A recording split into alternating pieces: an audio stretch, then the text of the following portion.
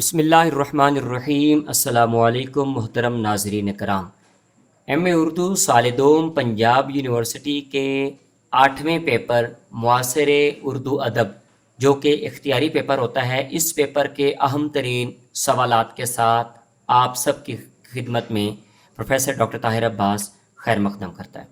عزیز طلباء و طالبات، 100 نمبر کا یہ والا پیپر جس کا کل دورانیہ 3 گھنٹے کا ہوتا ہے، اس 3 گھنٹے کے دورانیے میں آپ نے کون کون سے سوال وہاں پر کرنے ہوتے ہیں جو ہر سال پیپر میں بار بار آتے ہیں، وہ ایک 10 کویسچن، وہ تمام اہم ترین سوالات جو ہر سال پیپر میں بار بار آتے ہیں، ان تمام سوالات کو آج ہم ڈیٹیل کے ساتھ پڑھیں گے، سمجھیں گے اور سیکھیں گے کہ اس پیپر میں کون کون سے ایسے سوال ہیں جو پیپر میں بار بار آتے ہیں۔ بسم اللہ پڑھتے ہیں اور اپنے لیکچر کو شروع کرتے ہیں، لیکن ایک بات یاد رکھیے گا، اس ویڈیو لیکچر کے آخر پر میں ایک بہت ہی بہترین ٹپ آپ کو دوں گا۔ اگر آپ نے یہ والا لیکچر مکمل توجہ کے ساتھ سماعت کیا تو انشاءاللہ آپ کا بہت فائدہ ہوگا۔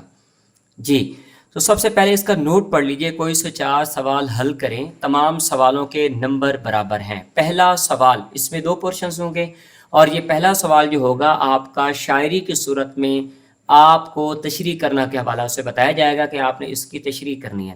اب یہاں پر رکیے، ایک دفعہ بات سن لیجئے کہ یہ اشعار کی تشریح جو ہوگی، اس میں پہلے تو آپ نے شاعر کا نام لکھنا ہوگا، اور دوسرے نمبر پر اگر آپ ان اشعار کا مفہوم لکھتے ہیں 2 سے 4 لائنوں میں تو بہت اچھی بات ہے، نہیں تو آپ تشریح اس کی اسی ترتیب کے ساتھ آپ لکھ دیجئے، اور اس کے ریلیونٹڈ جتنے آپ کو حوالہ جات آتے ہیں اس میں اچھے طریقے کے ساتھ، پراپرلی خوبصورت طریقے کے ساتھ آپ اس کے اندر وہ تمام کے تمام جو ہے وہ حوالہ جات وہاں پر لکھ سکتے ہیں۔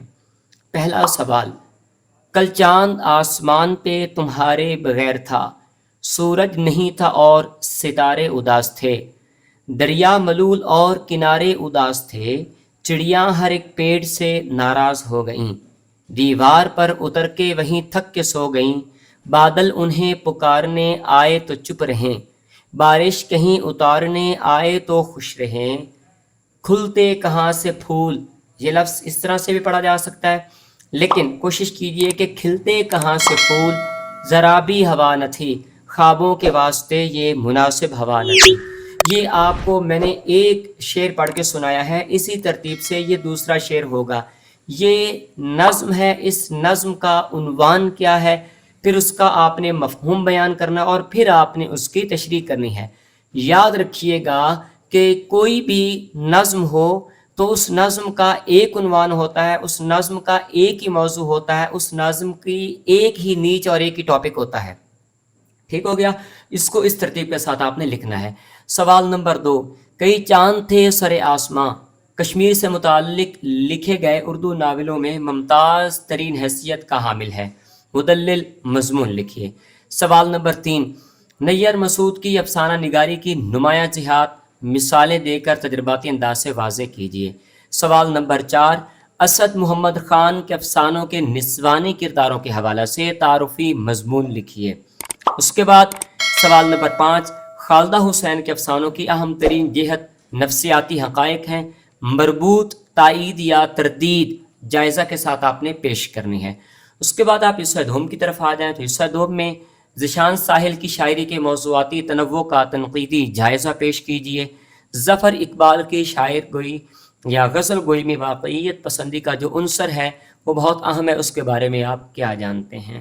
اس کے بعد اگلا سوال ہے کہ احمد مشتاق کی غزل گوئی کا اسلوبیاتی جائزہ پیش کیجیے۔ سوال نمبر 9، عباس اطہر کی شاعری کے بنیادی موضوعات کی نشاندہی کیجیے۔